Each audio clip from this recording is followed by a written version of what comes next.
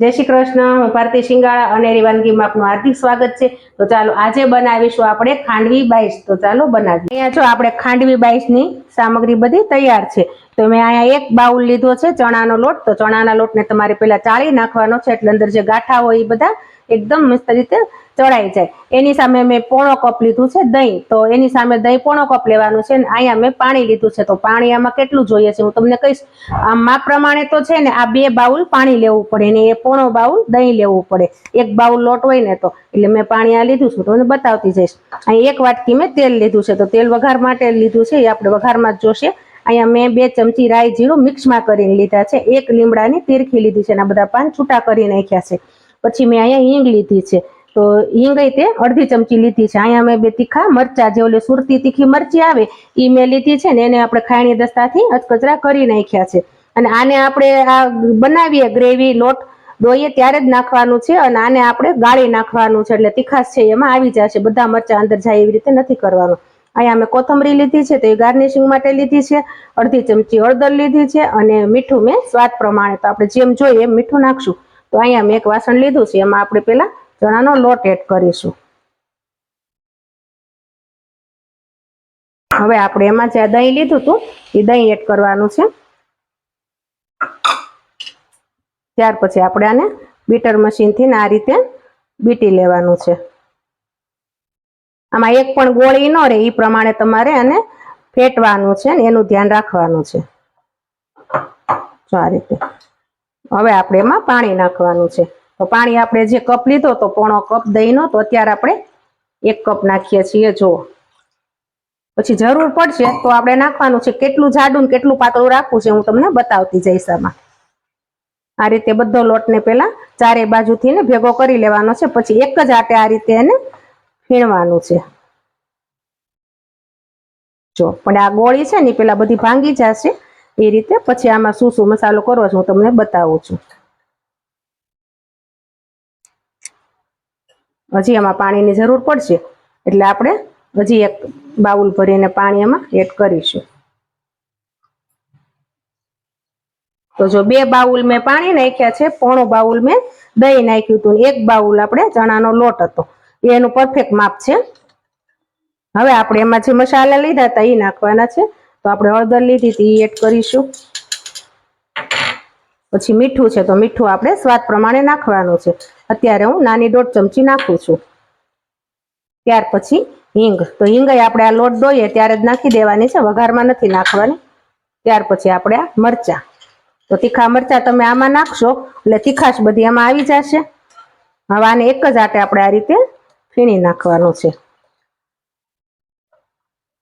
મસ્ત રીતે આપણે આ ફીણાઈ ગયું છે। 5 મિનિટ આ રીતે એને બીટરથી ને ફીણવાનું છે એટલે એકદમ મસ્ત રીતે સેટ થઈ જશે અને તીખાશ પણ અંદર આવી જશે।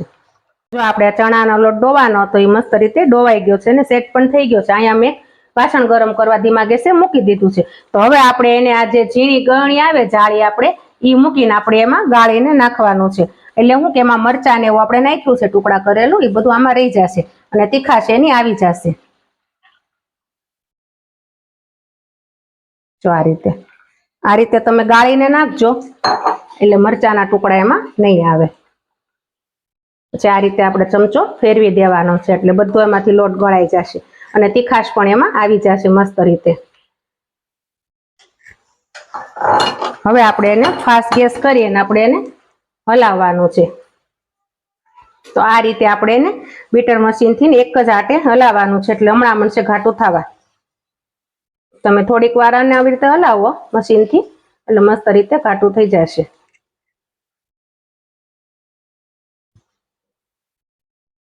અને ખાંડવી બાઈટ છે તો એ અત્યારે તો બહુ જ ભાવે છે બધાને, નાના મોટાને, ખાસ કરીને તો છોકરાઓને બહુ ભાવે। અને સમજતા તે આ ચોમાસાની સિઝન છે તો તમને ચણાના લોટનું કંઈક ને કંઈક ખાવાનું મન થતી હોય તો તમે આ બનાવી શકો અને આ ઝટપટ બની જાય, વાર પણ નથી લાગતી અને સ્વાદમાં પણ બહુ મસ્ત લાગે છે અને એકદમ પોચું રૂ જેવું થાય એટલે નાના મોટા બધા ખાઈ શકે। હવે આને આપણે 5 મિનિટ આ રીતે હલાવશું એટલે એ ઘાટું થવા માંડે। તો જો આપણે આને 5 મિનિટ આ રીતે લોટને આપણે આમાં હલાવતા હતા અને એકદમ મસ્ત રીતે ઘાટો થાય ત્યાં સુધી હલાવવાનો હતો. તો આપણે એકદમ મસ્ત રીતે ઘાટો થઈ ગયો છે. તો હવે આપણે એને ચેક કરવાનો છે. તો આવું એક તમારે વાટકો લેવાનો છે, એમાં મેં તેલ લગાવ્યું છે અને હવે આપણે એને આમાં થોડુંક લગાવીને જોઈ જોવાનું છે. થોડીક વાર આને રહેવા દેશું, ત્યાં સુધી આપણે આને ધીમે ધીમે હલાવીશું. તો લોટ જો આવો ઘાટો હોય ત્યાં સુધી તમારે રાખવાનો છે, ચમચામાંથી પણ નથી લસરી પડતો.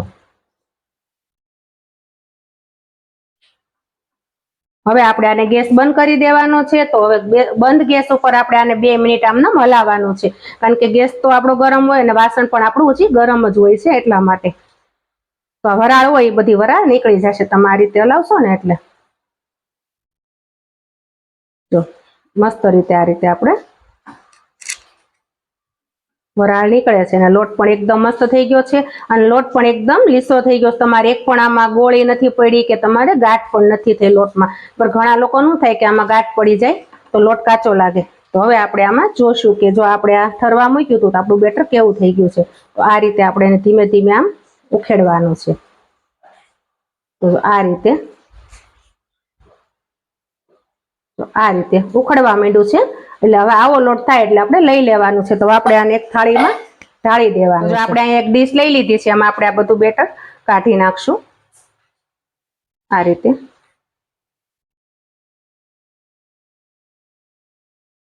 જો આ રીતે બેટર બધું કાઢી નાખ્યું છે. હવે આપણે એને આ રીતે હળવા હાથે આખી થાળીમાં પાથરી દેવાનું છે. એકદમ મસ્ત રીતે પથરાઈ જાય એટલે આને થોડી વાર આપણે સેટ થવા રહેવા દેવાનું છે. 5 મિનિટ રહેવા દેશો એટલે તમારે એકદમ બેટર બધું સેટ થઈ જશે અને તમારે આના પીસ પડે એવું પણ થઈ જશે. તો જો આપણું બેટર બધું આ રીતે થાળીમાં પાથરી દીધું છે. હવે આપણે એને 5 મિનિટ પંખે રહેવા દેવાનું છે. તો જો આપણે બેટરને સેટ થવા મૂક્યું હતું તો મસ્ત રીતે આપણે સેટ થઈ ગયું છે. અને આમ તમે જોઈ પણ શકો કે આપણે હાથમાં નથી ચોટતું, આ રીતે તમારે જોવાનું એટલે મસ્ત રીતે સેટ થઈ ગયું છે. હવે આપણે આને કટ કરવાના છે. તો નાના નાના મીડિયમ સાઈઝના પીસ કરવાના છે, અવડા પીસ કરવાના છે.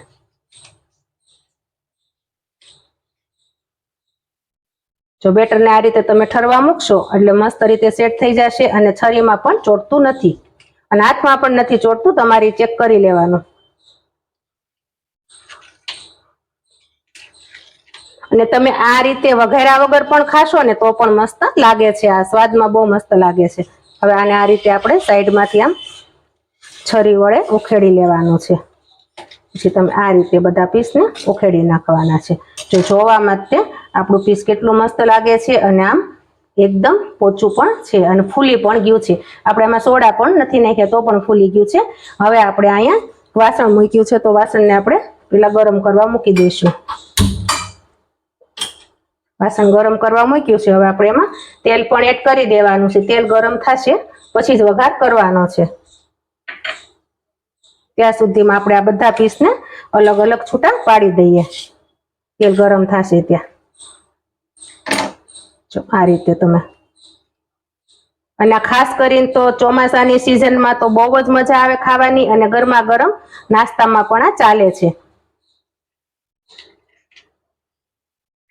આપણે અહીંયા જોઈએ આપણું તેલ ગરમ થઈ ગયું છે કે નહીં. તો પેલા આપણે એક જીરું છે એ નાખીશું એટલે ખ્યાલ આવી જશે. આપણું તેલ પણ ગરમ થઈ ગયું છે. હવે આપણે રાઈ જીરું પેલા વઘારમાં નાખવાના છે. રાઈ જીરું એકદમ સતોળાઈ જાય ત્યાર પછી જ આપણે એમાં મરચા નાખવાના છે. મરચા તો તમારે ખાસ કરીને નાખજો, મરચાથી ટેસ્ટ બહુ મસ્ત આવે છે એટલા માટે. અને મરચાને પણ જો આવા સુધારવાના છે, લાંબા લાંબા ચીરું કરવાની છે અને રગુને બી કાઢી નાખવાના છે. હવે આપણે એમાં મરચા એડ કરીશું. હવે આપણે આ મીઠા લીમડાના પાન મસ્ત રીતે આ રીતે સતોળાઈ જાય એ રીતે. હવે આપણે જે આ પીસ કર્યા છે એ આપણે પીસ આમાં એડ કરવાના છે.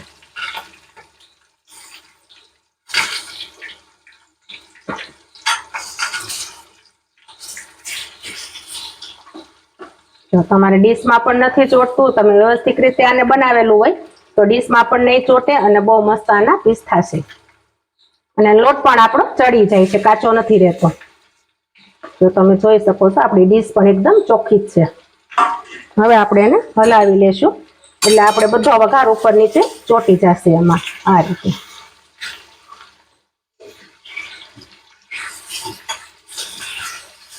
જો આ બનતું હોય ત્યારે જ આની સુગંધ એટલી મસ્ત આવે કે તમને જોઈને જ ખાવાનું મન થઈ જાય. તો આપણી આ ખાંડવી બાઈટ તૈયાર છે. હવે આપણે એની માથે ગાર્નિશિંગ કરવાનું છે. તો ગાર્નિશિંગ માટે આપણે ફ્રેશ કોથમરી લેશું અને એને કોથમરીથી ગાર્નિશિંગ કરશું. તો આપણી ખાંડવી બાઈટ તૈયાર. તો આપણી ખાંડવી બાઈટ તૈયાર છે. તો તમે જરૂરથી મારી રેસીપી ટ્રાય કરજો. વિડીયોને લાઈક કરજો, શેર કરજો, સબસ્ક્રાઈબ કરજો. જય શ્રી કૃષ્ણ.